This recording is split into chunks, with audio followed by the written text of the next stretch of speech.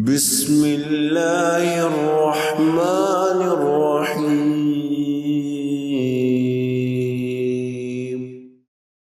نحمده ونصلي على رسوله الكريم اعوذ باللہ من الشیطان الرجیم بسم اللہ الرحمن الرحیم رب اشرح لي صدری ویسر لي امری واحلل عقدۃ من لسانی یفقهوا قولی۔ وہ ہم میں سے نہیں ہے کے حوالے سے آج ہمارا یہ تیسرا سیشن ہے اور ہم مطالعہ کر رہے ہیں حضور اکرم صلی اللہ علیہ وسلم کی ان احادیث کا کہ جس میں آپ صلی اللہ علیہ وسلم نے ہماری توجہ مختلف ایسے کبیرہ گناہوں کی طرف دلائی ہے کہ جن کی ہماری زندگی میں مسلمان ہونے کی حیثیت سے کوئی گنجائش نہیں ہے۔ اپنے پچھلے سیشن میں 8ویں نمبر پر ہم نے جس حدیث کو اسٹڈی کیا تھا اس کے مطابق حضور اکرم صلی اللہ علیہ وسلم کا ارشاد ہے کہ جس نے اپنے حسب و نسب کو تبدیل کیا اور اپنے والد کے علاوہ کسی اور کو اپنا والد ظاہر کیا وہ ہم میں سے نہیں ہے۔ 9ویں نمبر پر ہم نے حدیث سیکھی تھی من فرق فلیس منا، جس نے جدائی ڈالی وہ ہم میں سے نہیں ہے۔ کسی بھی قول، کسی بھی عمل یا تدبیر یا اسٹریٹجی کے ذریعے سے میاں یا بیوی میں جدائی ڈالنا یا غلاموں کی خرید و فروخت کرتے ہوئے باپ یا والدین کو بچوں سے کہیں دور بیچ دینا اور بچوں کو کہیں بیچ دینا، یہ بھی جدائی کی ایک شکل ہے۔ یا کسی قول کے ذریعے سے، ایک چھوٹے سے جھوٹ کے ذریعے سے لوگوں کے درمیان نفرت کے بیج بو کر انہیں ایک دوسرے سے جدا کر دینا، کسی بھی شکل میں اگر مسلمان جدائی ڈالتا ہے تو یہ کبیرہ گناہوں میں سے ایک ہے۔ اور اس کے بارے میں حضور اکرم صلی اللہ علیہ وسلم کا فرمانا ہے کہ ایسا مسلمان ہم میں سے نہیں ہے، جس کا مطلب یہ ہے کہ وہ آخرت میں عذاب کا مستحق ہوگا کیونکہ یہ کبیرہ گناہ ہے۔ 10ویں نمبر پر ہم نے سیکھا تھا آپ صلی اللہ علیہ وسلم کا ارشاد ہے من ادعا ما لیس لہ فلیس منا، جس نے ایسے دعوے کیے جن کا حقیقت سے کوئی تعلق نہیں ہے وہ ہم میں سے نہیں ہے۔ اور بہت تفصیل کے ساتھ ہم نے سیکھا کہ ان جھوٹے دعووں کا تعلق ہمارے حسب و نسب سے بھی ہو سکتا ہے، ان جھوٹے دعووں کا تعلق ہماری پروفیشنل کیریئر سے بھی ہو سکتا ہے، عرف عام میں جو ہم کہتے ہیں بڑھ کے مارنا یا لمبی لمبی چھوڑنا، یہ کوئی عام بات نہیں ہے، یہ کبیرہ گناہوں میں سے ایک گناہ ہے اور اس کے کرنے والے کے لیے آخرت میں جہنم کی عذاب کی وعید سنائی گئی ہے۔ پھر 11ویں نمبر پر ہم نے حضور اکرم صلی اللہ علیہ وآلہ وسلم کی جس حدیث کا مطالعہ کیا اس کے مطابق جس نے سلام کا جواب نہیں دیا وہ ہم میں سے نہیں ہے، کیونکہ سلام کا جواب نہ دینا دراصل اپنے مسلمان بہن بھائی کے حق کو ادا نہ کرنا ہے۔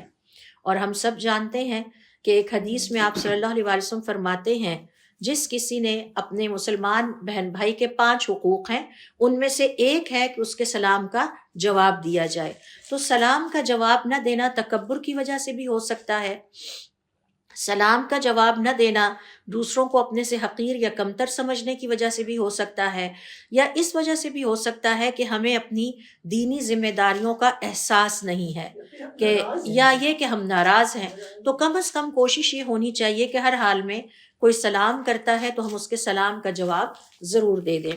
پھر اس کے بعد ہم نے 12ویں نمبر پر سیکھا تھا حضور اکرم صلی اللہ علیہ وسلم کی احادیث کے مطابق کہ جس خاتون نے مردوں کی مشابہت اختیار کی یا جس مسلمان مرد نے خواتین کے مشابہت اختیار کی، ڈریس اپ ہونے میں، گفتگو کا انداز، طور طریقے، کسی بھی لحاظ سے اگر خواتین مردوں کی مشابہت اختیار کرتی ہیں یا مرد خواتین کی مشابہت اختیار کرتے ہیں تو ان کے بارے میں بھی فرمایا لیس منا، وہ ہم میں سے نہیں ہے۔ یہ تو ہیں وہ احادیث جو ہم نے پچھلی دفعہ اس لیسن میں یہاں پر سیکھی تھی۔ آئیے آج اس ڈسکشن کو آگے بڑھاتے ہیں۔ 13ویں نمبر پر دیکھیے حضور اکرم صلی اللہ علیہ وسلم کی حدیث ہے جس میں آپ فرماتے ہیں لیس منا من غشا، ایک اور حدیث میں آپ کے الفاظ ہیں من غشا فلیس منا، آپ صلی اللہ علیہ وسلم کا ارشاد ہے جس نے دھوکہ دیا وہ ہم میں سے نہیں ہے۔ یہ حدیث دراصل اسلام کے بنیادی اصولوں میں سے ایک عظیم اصول کو بیان کرتی ہے۔ نبی کریم صلی اللہ علیہ وسلم نے دھوکہ دہی کو سنگین گناہ یا کبیرہ گناہ قرار دیا ہے، اور ایسا کرنے والے کو اپنی امت سے نکال دیا ہے کہ جو دھوکہ دیتا ہے وہ میری امت میں نہیں ہے، وہ مسلمانوں کے طور طریقے پر نہیں ہے۔ یہ دھوکہ صرف تجارت ہی میں نہیں ہوتا، بلکہ بات میں بھی دھوکہ ہو سکتا ہے، عمل میں بھی ہوتا ہے، تعلیم، تعلقات، ملازمت، امتحان، مشورہ اور عبادات سب میں شامل ہے۔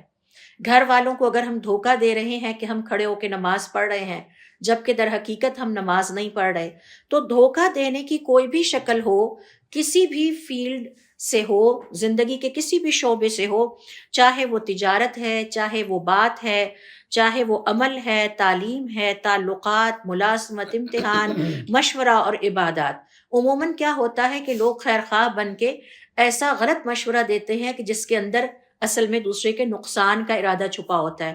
تو ایسے تمام لوگ حضور اکرم صلی اللہ علیہ وسلم کی اس حدیث کو سن لیں کہ دھوکہ دینے والا امت محمدیہ سے خارج ہے، وہ ہم میں سے نہیں ہے، وہ حضور اکرم صلی اللہ علیہ وسلم کی سنت کے مطابق، آپ صلی اللہ علیہ وسلم کی تعلیمات کے مطابق زندگی نہیں گزار رہا۔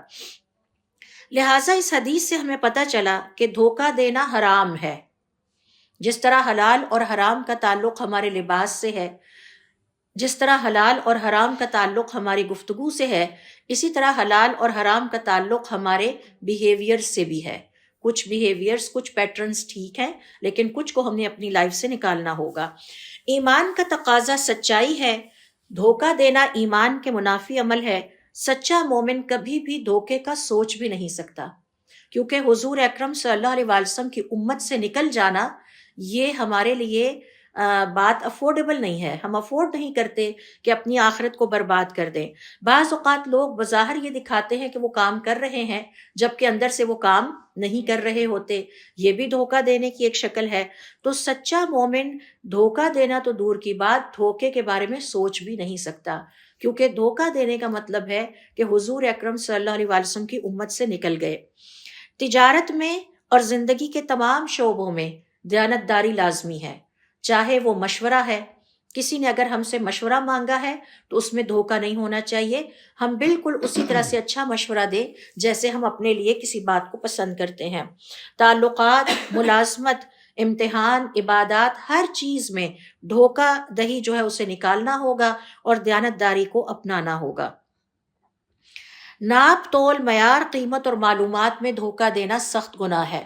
بعض اوقات یہ ہوتا ہے جیسے ہم خواتین ہیں، کوئی چیز خریدی تو مہنگی، لیکن بتا ہم سب کو سستی رہے ہیں تاکہ سب پر ہماری عقل مندی کی دھاک بیٹھ سکے، تو یہ دھوکہ ہے، یہ جھوٹ ہے، اور یہ بہت بڑا کبیرہ گناہ ہے۔ اور کبیرہ گناہ کا مطلب یہ ہے وہ گناہ کے جن کے کرنے والے ضرور آخرت میں عذاب کا مزہ چکھیں گے۔ پھر تعلیم میں نقل بھی دھوکہ ہے، ہمیں یہ بات یاد رکھنی چاہیے۔ امتحان میں نقل یا جعلی اسناد بنانا اسی حدیث کے دائرے میں آتا ہے۔ اسی طرح سے استاد کا اپنے من پسند سٹوڈنٹ کو نمبر زیادہ دے کر، فیورٹزم جسے آپ کہتے ہیں، پاس کر دینا، یہ بھی دھوکہ ہے۔ تو دھوکے کی گنجائش مسلمان کی زندگی میں نہیں ہے۔ حتیٰ کہ دعوت اور تبلیغ میں بھی دھوکہ دینے کی اجازت مسلمان کو نہیں ہے۔ دین کے نام پر غلط بیانی کرنا، مبالغہ آرائی کرنا، دوسروں کو اندھیرے میں رکھنا، صحیح بات نہ بتانا، دھوکہ دینا، اس کی کوئی گنجائش ہمارے پاس نہیں ہے۔ ہر طرح کے تعلقات اور رشتوں میں مسلمان کو سچائی کے راستے پر چلنا ہے، چاہے وہ نکاح کا تعلق ہے، دوستی یا ہمسائے کا تعلق ہے، یا رشتہ داروں کے ساتھ ہے۔ حقیقت چھپانا دھوکہ ہے، حقیقت پوری صحیح ایز اٹ از واضح کرنی چاہیے۔ اور پھر اگر مسلمان دھوکہ دینے لگ گئے تو ظاہر ہے کہ اس سے معاشرے میں ایک دوسرے کے اوپر اعتماد کوئی کبھی بھی نہیں کرے گا، اور ہم آپس میں جتنا بھی انٹریکشن کرتے ہیں، جو بھی ہم لین دین کرتے ہیں، حتیٰ کہ نکاح اور شادی کے معاملات کو بھی ہم ایک دوسرے پر اعتماد کر کے کرتے ہیں۔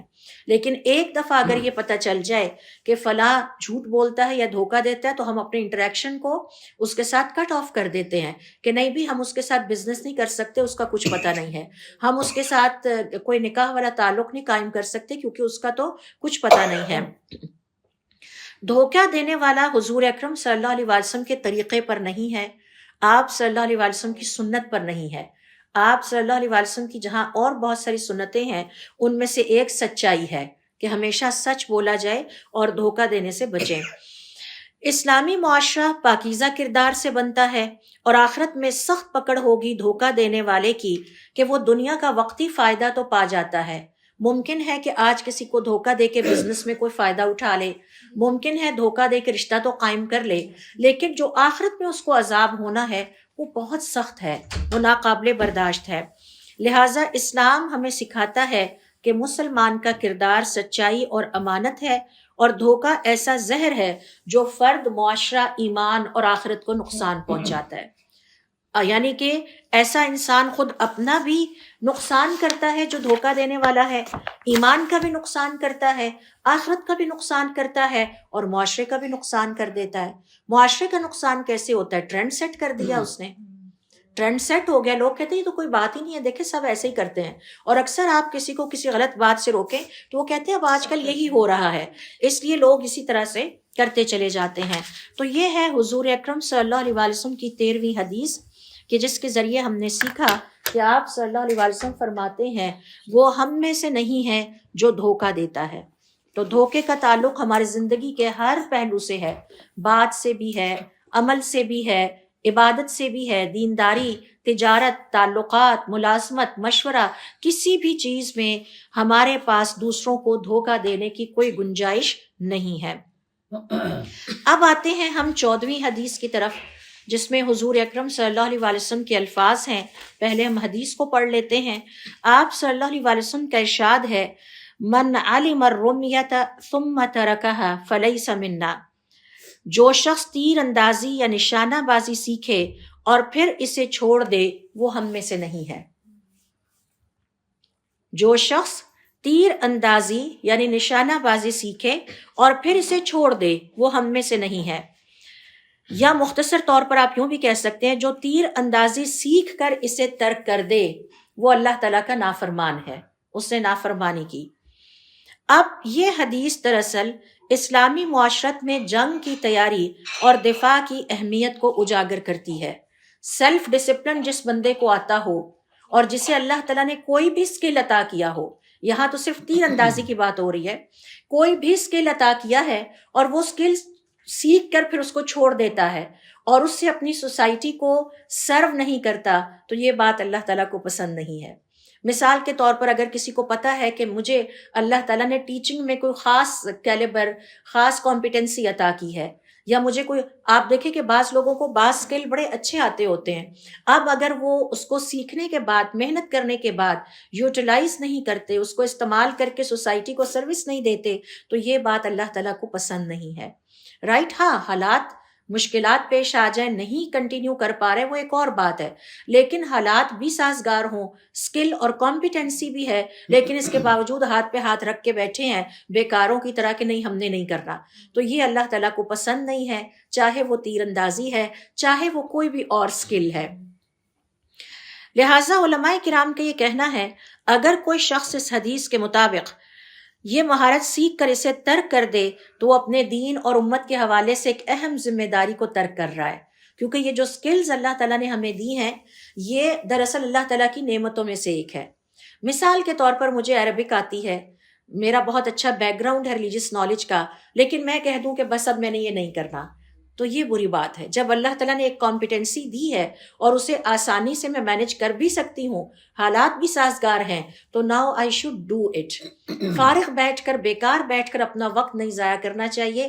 جو اسکل، جو کمپیٹنسی اللہ تعالیٰ نے عطا کی ہے اس کو کسی نہ کسی شکل میں سوسائٹی کو فائدہ پہنچانے کے لیے استعمال کرنا چاہیے۔ لہٰذا اس حدیث میں ہمیں علم سیکھنے کے بعد اس عمل کی اہمیت بھی بیان کی گئی ہے، اور اس حدیث سے ہمیں یہ بھی پتہ چلتا ہے کہ علم سیکھنا کافی نہیں، اسے ترک نہیں کرنا چاہیے، بلکہ کوشش کرنا چاہیے کہ آہستہ آہستہ گرو ہوتا رہے اور ہم کسی نہ کسی شکل میں سوسائٹی کو اس سے فائدہ پہنچاتے رہیں۔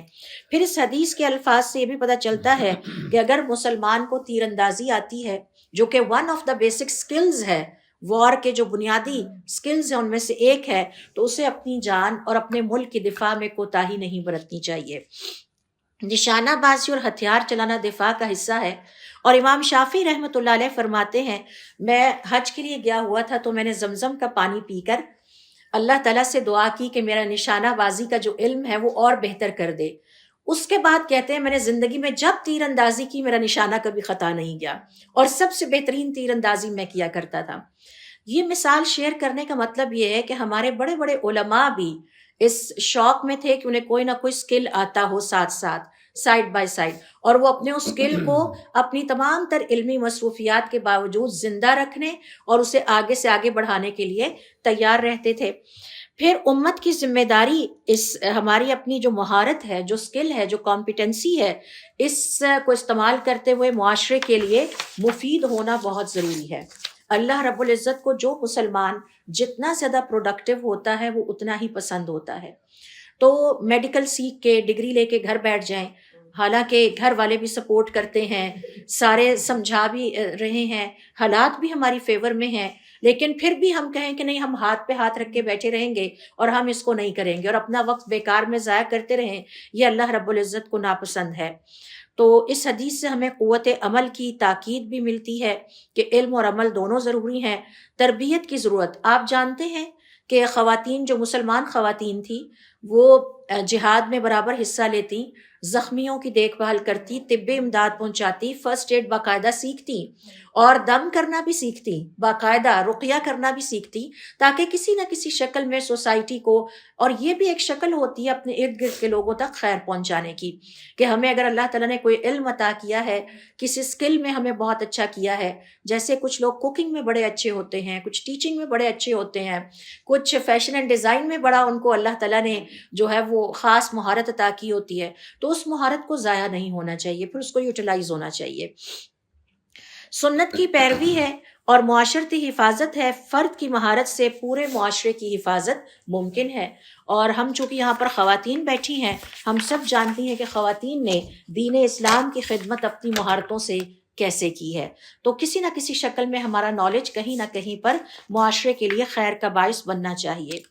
15ویں نمبر پر دیکھیے حضور اکرم صلی اللہ علیہ وسلم کی جو نیکسٹ حدیث میں، جس میں آپ صلی اللہ علیہ وسلم فرماتے ہیں من انتہب فلیس منا، اور یہ حدیث ہے سنن ابی داؤد کی کتاب الجہاد اور حدیث کا نمبر ہے 2703. اس کا ترجمہ ہے حضرت ابو ہریرہ رضی اللہ تعالیٰ عنہ فرماتے ہیں کہ آپ صلی اللہ علیہ وسلم نے فرمایا جو شخص لوٹ مار کرے یا جو شخص لوٹ کھسوٹ کرے وہ ہم میں سے نہیں ہے. اور اس حدیث میں انتہبا یا انتہاب سے مراد وہ لوٹ مار ہے جو کسی کی اجازت کے بغیر ظلم اور جبر کے ساتھ یا کسی اجتماعی نظم کو توڑ کر کی جائے. دوبارہ نوٹ کر لیجئے، کسی کی اجازت کے بغیر. ایک ہے جہاد میں ہے اور جو لشکر کے امیر ہیں انہوں نے اجازت دے دی ہے، اب آپ سامان سمیٹ رہے ہیں، وہ بھی ہمارا نہیں ہے، وہ جو بھی ملے گا اکٹھا کر کے ظاہرہ سپہ سالار کو جا کے دینا ہوگا. ظلم اور جبر کے ساتھ لوٹ کھسوٹ کی جائے یا اجتماعی نظم کو توڑ کر، خصوصاً جنگ، فسادات یا کمزوری یا زلزلے یا وبا پھیل جائے، کسی علاقے میں ڈیتھس بے تحاشا ہو جائیں، تو لوگ کیا کرتے ہیں، لوٹ کھسوٹ شروع کر دیتے ہیں. اور جنگوں میں بھی ایسا ہوتا ہے، زلزلوں میں ایسا ہوتا ہے کہ ڈیڈ باڈیز ہیں خواتین کی اور ان کے ہاتھ سے سونے کے کنگن اور جیولری گولڈ کی ساری اتار لی جاتی ہے. جو مال مجھے اللہ تعالیٰ نے عطا نہیں کیا وہ میرا نہیں ہے، وہ چاہے کسی ڈیڈ باڈی کے پاس پڑا ہوا ہے، اور جو مال اللہ رب العزت نے مجھے عطا نہیں کیا وہ آگ ہے. آپ صلی اللہ علیہ وسلم ایک جگہ فرماتے ہیں کہ مومن کی گمشدہ چیز آگ کا انگارہ ہے. یعنی اگر ہم راستے میں جا رہے ہیں اور کوئی گمشدہ چیز ہمیں مل جاتی ہے، ہم اس کو نہیں لے کر اون کر سکتے کیونکہ میرے لیے وہ آگ کا انگارہ ہے. ہاں اتنا میں کر سکتی ہوں کہ اس کو اٹھا کے کسی قریبی مسجد میں جا کے اعلان کروا دیا جائے، اور فقہا کے مطابق 1 سال تک اعلان ہوتا رہے کہ ہمیں کوئی گمشدہ چیز اس طرح سے ملی ہے جس کا جو اس کا مالک ہے وہ پلیز آ کے لے جائے، لیکن اس کو میں اپنے مال کا حصہ نہیں بنا سکتی. تو علماء کرام کا یہ کہنا ہے کہ اس حدیث میں جو لفظ ہے انتہاب، اس سے مراد وہ لوٹ مار ہے جو کسی کی اجازت کے بغیر ظلم اور جبر کے ساتھ یا اجتماعی نظم کو توڑ کر کی جائے، خاص طور پر جنگوں میں، فسادات، زلزلوں میں، کمزوری کے موقع پر، یا جن علاقوں میں وبا پھیل جائے اور وہاں کثرت سے اموات ہونے لگے، وہاں لوٹ کھسوٹ شروع ہو جاتی ہے. یہ لوٹ کھسوٹ اسلام میں اس کی کوئی اجازت نہیں ہے. کہ ان لوگوں کے مال اٹھا کے ان کے گھروں سے نکال کے ہم اپنے مال کا حصہ بنا لیں، ایسا کرنے والا ہم میں سے نہیں ہے، اور آخرت میں آگ کے عذاب کا مستحق ہوگا۔ اسلام میں مال کی اتنی حرمت ہے کہ ظلم کے ذریعے لیا گیا مال سخت گناہ کہلاتا ہے اور آخرت میں جہنم کی آگ کا باعث بنے گا۔ اسلام میں لوٹ مار اور زبردستی کا مال لینا حرام ہے۔ اجتماعی نظم و ضبط ہونا تو یہ چاہیے، اخلاق کا تقاضا یہ ہے کہ جب سخت وقت آیا تو ہم انسانوں کی مدد کریں، نہ کہ ہم مال اکٹھا کرنے پہ لگ جائیں۔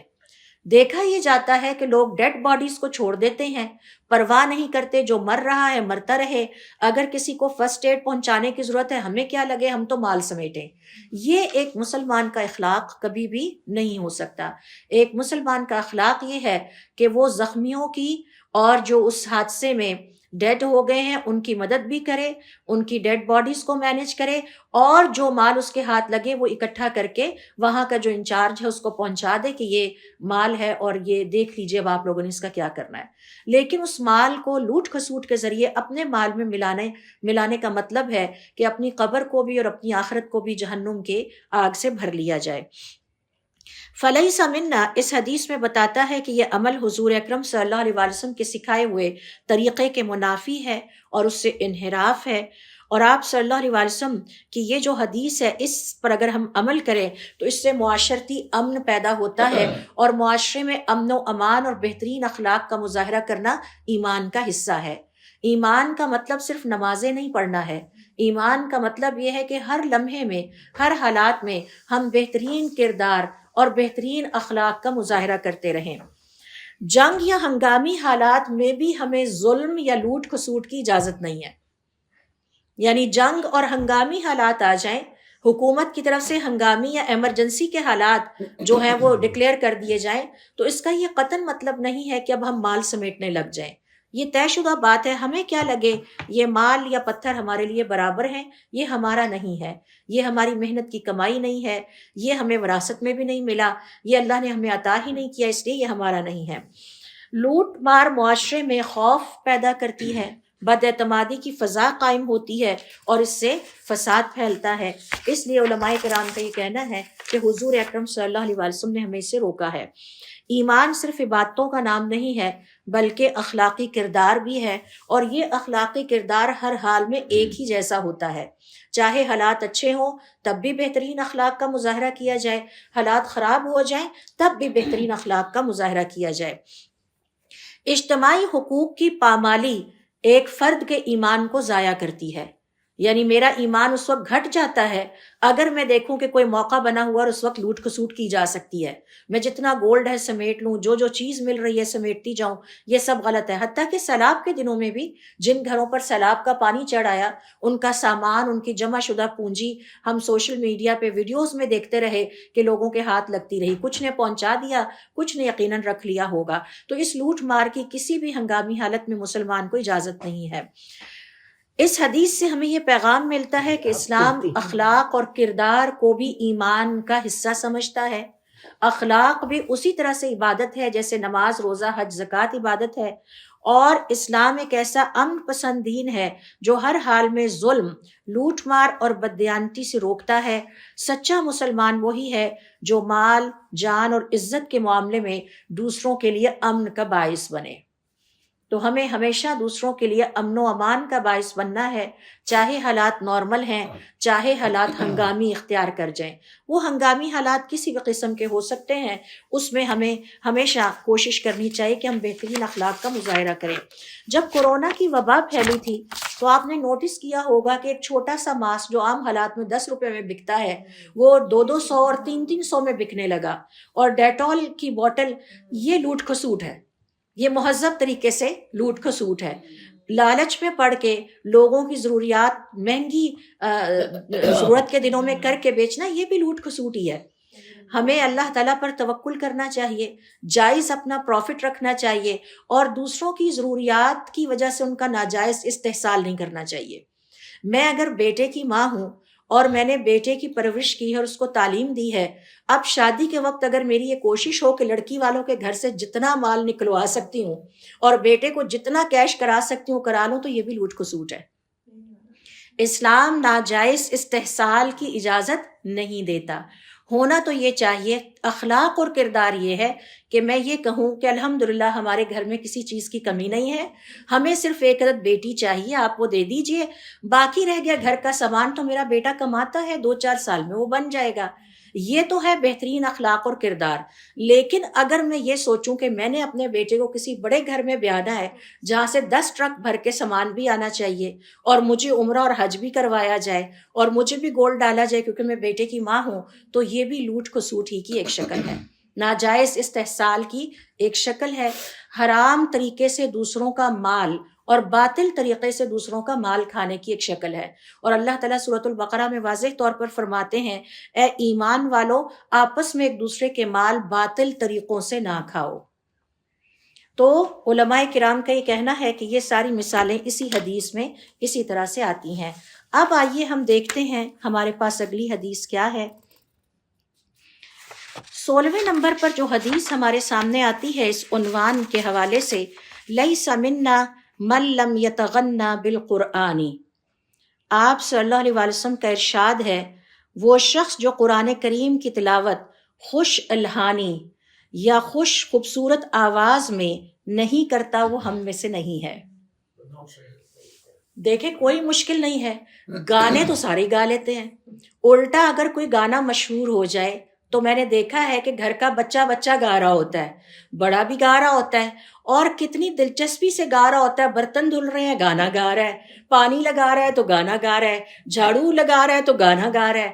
تو کیوں قرآن کریم میں ایسی کیا مشکل ہے کہ وہ ہمیں سمجھ میں نہیں آ سکتا اور ہم اس کو خوبصورت، اور ایک مسلمان کا بنیادی فرض یہ ہے کچھ نہ کرے جو اللہ کا کلام ہے اس کو خوبصورت طریقے سے اور خوبصورت آواز سے تو پڑھ لیا کرے، اس کو بھی گنگنائے، اس کو بھی انجوائے کرے۔ اور جن بچوں کو یا بڑوں کو قرآن کریم کی تلاوت کی عادت ہے وہ اس سے زیادہ لطف اندوز ہوتے ہیں قرآن کریم کی تلاوت کر کے۔ کام کر رہے ہیں، برتن دھو رہے ہیں اور قرآن کریم گنگنا رہے ہیں، ان کی زبان پہ قرآن کریم روا ہے۔ تو گانے سے تو یہ بہت بہتر ہے، گانا تو حرام ہے، موسیقی بھی حرام ہے، اور عشقیہ کلام بھی جو ہے وہ ہمارے دین میں حرام ہے۔ تو کم از کم منیمم لیول یہ ہے، بیسک لیول یہ ہے، ہم پی ایچ ڈی بھی کر جاتے ہیں، ہم ڈاکٹرز بھی بن جاتے ہیں، انگلش لینگویج بھی ہم پڑھ لیتے ہیں، اس کی پروننسیشن بھی ہمیں آ رہے ہوتے ہیں، فرینچ لینگویج بھی آ رہی ہوتی ہے، ٹرکش بھی آ رہی ہوتی ہے، چائنیز بھی اب ہمارے بچے سیکھ رہے ہیں۔ نہیں آتا تو قرآن کریم ہی نہیں آتا، وہ ہماری زبانوں پہ ایسا اجنبی ہے کہ اس وقت ہماری زبانیں موٹی ہو جاتی ہیں اور ہمارے حلق میں پھنس کے رہ جاتا ہے نہ۔ اس کی وجہ کیا ہے؟ ہمارے دل میں اس کے لیے وہ شوق، وہ دلچسپی، وہ محبت، وہ اہتمام، وہ پریفرنس نہیں ہے جو ہم باقی چیزوں کو دیتے ہیں۔ دنیا کا ہر مشکل سے مشکل کام ہم کر لیتے ہیں دنیا داری کی خاطر، جب قرآن کی بات آتی ہے تو ہم کہتے ہیں وقت ہی نہیں ملا، دیکھیں وہ ٹائم نہیں ملا، دیکھیں وہ لینگویج ہمیں سمجھ نہیں آتی۔ تو بھئی چائنیز کون سی سمجھ آتی ہے؟ میں نے کئی اسکولوں میں دیکھا ہے کہ اب بچوں کو چائنیز کے کورسز دیے جا رہے ہیں، رائٹ، جس کے الفابیٹس بھی ہم فیملیئر نہیں ہیں۔ عربی زبان کے الفابیٹس تو اردو زبان کے ساتھ بہت ملتے ہیں۔ تو آپ صلی اللہ علیہ وسلم فرماتے ہیں ہمارے دین، ہماری امت میں وہ شخص شامل نہیں جو قرآن کریم کی تلاوت خوش الحانی یا خوبصورت آواز سے نہ کرے اور اس سے لطف اندوز نہ ہو۔ یعنی روح اور دل بھی شامل ہونا چاہیے جب زبان پر قرآن کریم کے الفاظ ہوں، اسے بھی انجوائے کریں، اور جب اسے انجوائے کریں گے باقی ساری دنیا کی چیزیں گانوں سمیت پیچھے رہ جائیں گی۔ یعنی قرآن کریم کی آیات میں نے دیکھا ہے کہ جکڑ لیتی ہیں انسان کو، ایسا پکڑتی ہیں کہ انسان اس آیت سے آگے جا ہی نہیں پاتا۔ لیکن ایسا کب ہوتا ہے؟ جب ہم دل، دماغ اور روح اور شعور کے ساتھ قرآن کریم سے محبت رکھیں اور اس کو بھی سیکھنے کے لیے پریکٹس اور ایفرٹ کریں، جیسے ہم گانے سیکھنے کے لیے کرتے ہیں یا کوئی بھی فورن لینگویج کو استعمال کرنے کے لیے ہم کرتے ہیں۔ تو یہ روایت جو ہے ہمیں سکھاتی ہے کہ قرآن کریم صرف الفاظ کا مجموعہ نہیں ہے بلکہ روحانی غذا بھی ہے، کیونکہ آپ صلی اللہ علیہ وسلم کا فرمان ہے جو شخص قرآن کریم کی تلاوت اچھی آواز اور خوش الحانی سے نہ کرے اور اس سے محظوظ نہ ہو۔ اگر ہمارا قرآن میں دل نہیں لگتا ہمیں بہت پریشان ہونا چاہیے، یہ بات تو ہمارے دماغ میں آنی ہی نہیں چاہیے کہ قرآن پڑھتے ہوئے دل نہیں لگتا۔ ہونا یہ چاہیے کہ ہم اس میں اتنے ڈوب جائیں کہ ہمیں باقی چیزوں کے لیے وقت ہی نہ مل پائے۔ یہ کیفیت ہم نے اپنے اوپر طاری کرنی ہے۔ پھر علماء کرام کا یہ کہنا ہے قرآن کریم کو دل و جان سے پڑھنا اور اس کو اس کے خاص انداز سے پڑھنا سنت ہے، اور اس سے دل کے خشوع میں اضافہ ہوتا ہے۔ بہت خوبصورت تلاوتوں کی ہمارے پاس مثالیں موجود ہیں، ابھی میں آپ سے شیئر کرتی ہوں۔ جو شخص قرآن کریم کی تلاوت میں لطف یا اس کی خاص سر پیدا نہیں کرتا، وہ روحانیت کو نہیں پہنچ سکتا۔ دیکھیں کیا ایسا جادو تھا کہ حضور اکرم صلی اللہ علیہ وسلم قرآن پڑھتے اور لوگ اسلام قبول کرتے، اور آپ کے چچا آپ کے پیچھے پیچھے پھرتے اور لوگوں سے کہتے کانوں میں انگلیاں ڈال لو، یہ جادوگر ہے، یہ کلام پڑھے گا تمہارے اوپر جادو ہو جائے گا۔ وہ جادو ہمارے اوپر کیوں نہیں ہوتا؟ پریشانی ہونی چاہیے، ہمیں اللہ سے دعا کرنی چاہیے اللہ تعالیٰ وہ لطف ہمیں بھی عطا فرما دے کہ ہمارا قرآن سے دل ہی نہ بھرے، جیسا کہ حضرت عثمان بن عفان رضی اللہ تعالیٰ عنہ کا دل ہی نہیں بھرتا تھا۔ وہ جب فارغ ہوتے تھے قرآن لے کے بیٹھ جاتے تھے، اور ہمیں تعجب نہیں ہونا چاہیے۔ آج آپ دیکھیں لوگ جب فارغ ہوتے ہیں سوشل میڈیا کھول کے بیٹھ جاتے ہیں، کیونکہ وہاں دل لگتا ہے، اس کو وہ انجوائے کرتے ہیں۔ تو اس کا مطلب ہے Quran Kareem is source of enjoyment, لیکن ہمیں طریقہ نہیں آ رہا how to get connect with it. ہم نے اپنے آپ کو تو وہ طریقہ ہمیں سیکھنا ہوگا، اللہ سے دعا مانگنی ہوگی، ادھر ادھر مشورہ کرنا ہوگا، پوچھنا ہوگا بھائی بتائیے قرآن کریم کے لیے شوق اور دلچسپی کیسے پیدا کی جائے۔ پھر اسی طرح سے علماء کرام کا یہ کہنا ہے قرآن کریم کو اچھی آواز کے ساتھ، خوبصورت انداز کے ساتھ اس کی تلاوت اللہ تعالیٰ کی محبت اور اس کا تقرب حاصل کرنے کا ذریعہ ہے۔ اور پھر قرآن کریم کو خوبصورت آواز میں تلاوت کرنا دل کو نرم کرتا ہے، دل بدل جاتے ہیں۔ یہ ایک ایسا کلام ہے جو جادو کر دیتا ہے۔ کہتے تھے نا آپ کے چچا پیچھے پیچھے جاتے تھے، لوگوں سے کہتے تھے کانوں میں انگلیاں ڈال لو، اس کی بات سنو گے تم پہ جادو ہو جائے گا، تم اپنے باپ دادا کا دین چھوڑ دو گے۔ تو دل کو نرم کرتا ہے اور خشوع پیدا کرتا ہے۔ قرآن کریم کے لے سے اور قرآن کریم کے ترنم سے دل کو سکون اور راحت ملتی ہے۔ آپ سب یہاں ڈسکس کرتے ہیں کہ جب ہاسپٹلز میں مریضوں کے پاس سورۃ الرحمن لگائی جاتی ہے، کیا خوبصورت صورت ہے، کیا خوبصورت اس کا انداز ہے، اور وہ کوئی انسانی انداز بھی نہیں ہے۔ یعنی قرآن کریم کا جو ترنم ہے، نہ اس کے الفاظ انسانی انداز والے ہیں، نہ اس کی ترکیب کوئی انسانی سٹائل میں ہے۔ یعنی بڑے بڑے عرب کے شعراء دیکھ لیں اور قرآن کریم کا کلام دیکھ لیں، اللہ تعالیٰ نے چیلنج کیا اس جیسی ایک صورت بنا لاؤ، کوئی نہیں بنا سکا۔ پھر چیلنج کیا اچھا چلو 10 آیتیں لے آؤ، بڑے بڑے علماء بڑے بڑے شعراء فیل ہو گئے۔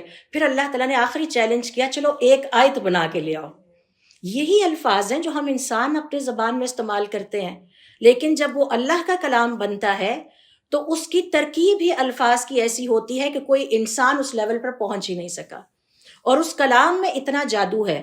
دیکھیں یہ جو ہمارے بچے گانوں کو پسند کرتے ہیں یا بڑے بھی، اس گانے میں کوئی جادو ہوتا ہے۔ آپ صلی اللہ علیہ وسلم فرماتے ہیں بعض لوگوں کے بیان کرنے میں بھی جادو ہے، بعض لوگ بولتے ہیں تو آپ ان کو بیٹھ کے سنتے رہتے ہیں اور سر دھنتے ہیں۔ میں نے ایسے کئی علماء کو جانتی ہوں کہ جو ساری ساری رات تقریر کرتے تھے اور عوام ان کے آگے بیٹھی رہتی تھی۔ تو یہ ایسا کون سا جادو ہے قرآن کریم میں کہ جس نے لوگوں کو دیوانہ کر دیا تھا، اور جس کی وجہ سے حضور اکرم صلی اللہ علیہ وسلم کو جادوگر کہا گیا، کبھی آپ کو کاہن کہا گیا، اور اس طرح کے القاب دیے گئے۔ تو یہ ہمیں ضرور چیک کرنا چاہیے۔ جو شخص قرآن کریم سے محبت کرنے والا ہوتا ہے، اس کے دل میں اسے بار بار پڑھنے کی رغبت پیدا ہوتی ہے۔ جیسے کسی گانے کو آپ کہتے ہیں میرا بار بار گانے کو دل چاہتا ہے، قرآن کریم اس سے کہیں زیادہ خوبصورت کلام ہے۔ ایک دفعہ اس کا ٹیسٹ ڈیولپ ہو جائے تو پھر آپ کی کوئی اور مصروفیت نہیں ہوگی۔ حضرت عمر رضی اللہ تعالیٰ عنہ کے گھر والوں سے پوچھا گیا کہ حضرت عمر رضی اللہ تعالیٰ عنہ جب گھر آتے ہیں تو ان کی کیا مصروفیات ہوتی ہیں؟ تو گھر والوں نے کہا کہ جب وہ گھر آتے ہیں تو سب سے پہلے وضو کرتے ہیں، اور یہ ایک بہت اہم ادب ہے۔ وضو کرنے کا فائدہ یہ ہے کہ آپ فریش ہو جاتے ہیں، گھر والوں کے سامنے جب آپ بیٹھتے ہیں تو صاف ستھرے اور فریش بیٹھے ہیں۔ دوسرے نمبر پر انہوں نے کہا کہ پھر وہ ہم سے پوچھتے ہیں گھر کا کوئی کام ہو تو بتاؤ، اور جب ہوتا ہے تو ہم بتاتے ہیں، وہ کر دیتے ہیں، نہیں ہوتا تو وہ مصحف کھول کر بیٹھ جاتے ہیں، تلاوت کرنے لگ جاتے ہیں۔ تو یہ ان لوگوں کی مصروفیات کی سب سے، یعنی کہ فارغ وقت کی سب سے بڑی مصروفیت تھی کہ جہاں تھوڑا سا ٹائم ملا وہاں بیٹھ کے قرآن کریم کی تلاوت شروع کر دی۔ آخرت میں اس کا ثواب بہت ہے۔ قرآن کریم کو اچھی آواز کے ساتھ پڑھنا، اس کے صحیح تلفظ کے ساتھ پڑھنے پر دنیا اور آخرت کی بے تحاشا برکتیں ہیں۔ اور سب سے بڑی بات یہ ہے کہ امت مسلمہ کا رکن بن جاتا ہے۔ وہ مسلمان کیا امت محمدیہ میں شامل ہوگا جس کی زبان قرآن کریم ہی نہیں پڑھ سکتی؟ اتنی موٹی ہو گئی کہ اب اس سے نہ زیر نکلتی ہے، نہ عین نکلتا ہے، نہ زبر نکلتی ہے۔ یاداشت میں اضافہ ہوتا ہے، ترنم کے ساتھ اور قرآن کریم کو تجوید کے ساتھ خوبصورت آواز کے ساتھ تلاوت کرنے سے آیات کو یاد رکھنے میں آسانی ہوتی ہے۔ میمورائزیشن کی ایک ٹیکنیک اور اسٹریٹجی یہ ہے کہ اس کا جو سر ہے یا جو اس کا ترنم ہے اس سے یہ جلدی یاد ہوتا ہے۔ خوبصورت تلاوت نہ صرف سننے والوں کے دلوں کو متاثر کرتی ہے بلکہ کرنے والے کے دل کو بھی متاثر کرتی ہے۔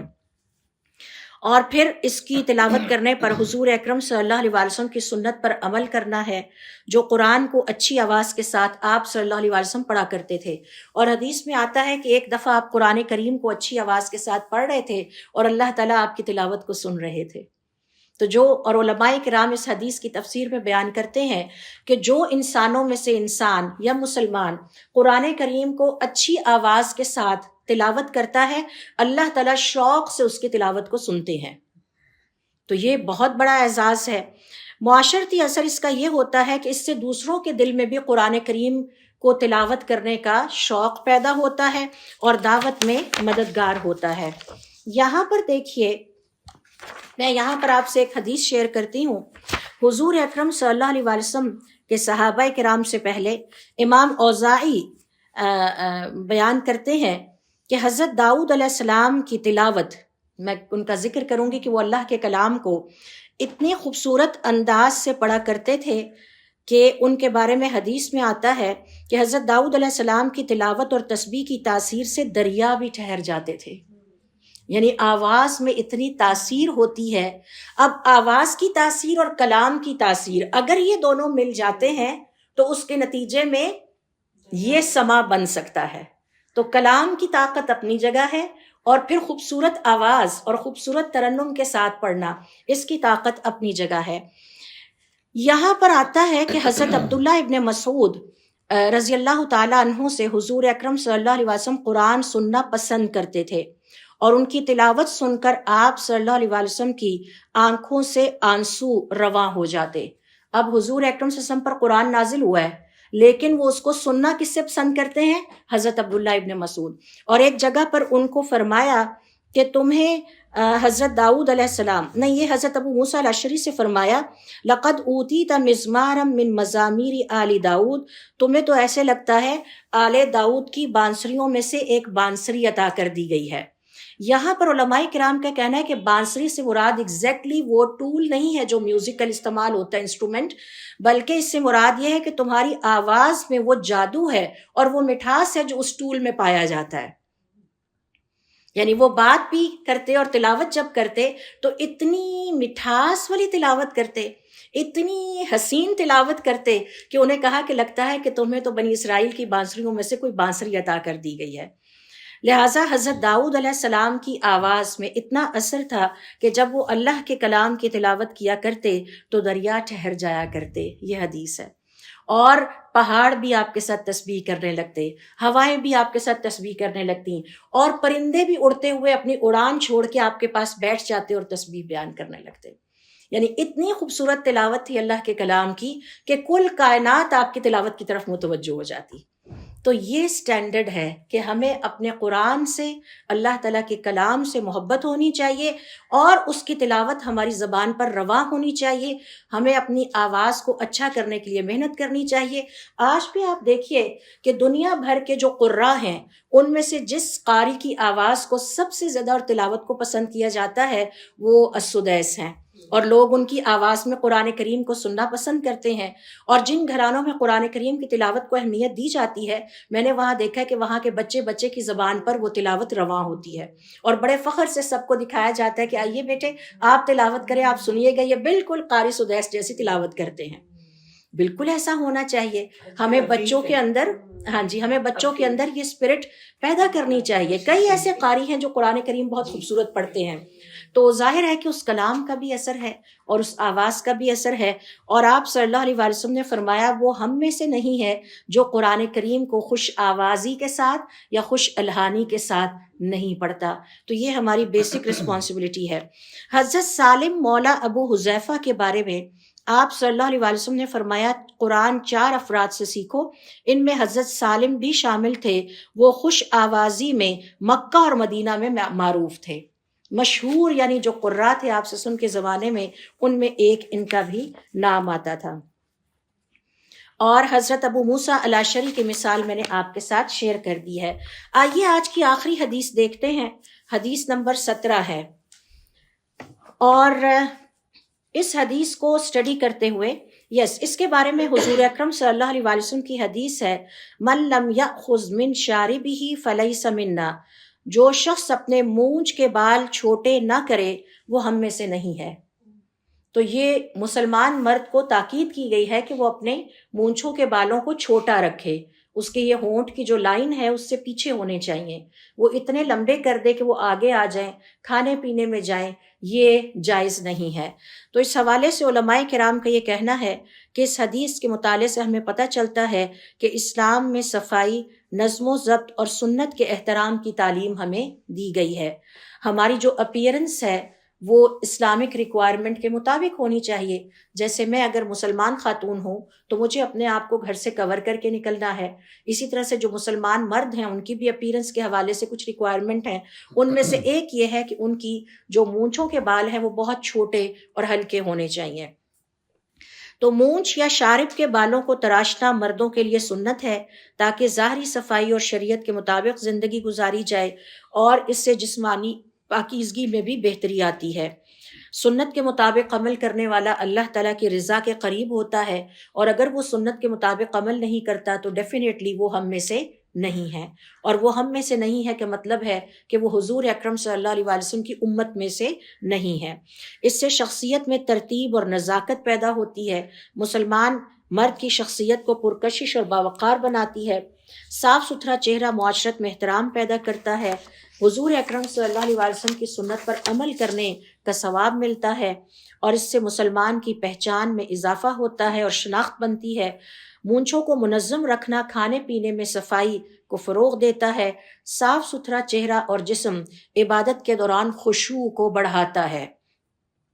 لہٰذا روزانہ شارب کو تراشنا وقت کی پابندی اور نظم و ضبط پیدا کرتی ہے۔ تو یہ ہے آج کی آخری حدیث، اور انشاءاللہ ہم اس ڈسکشن کو اپنے اگلے سیشن تک کنٹینیو کریں گے۔ آج ہم نے تقریباً یہ 17ویں حدیث تھی جس کے بارے میں سیکھا۔ آخر میں اللہ رب العزت سے دعا ہے کہ اللہ تعالی ہمیں اپنے دین پر چلنے کی ہمت اور توفیق عطا فرمائے۔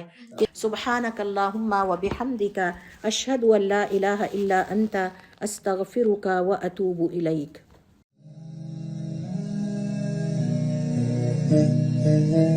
Mm-hmm.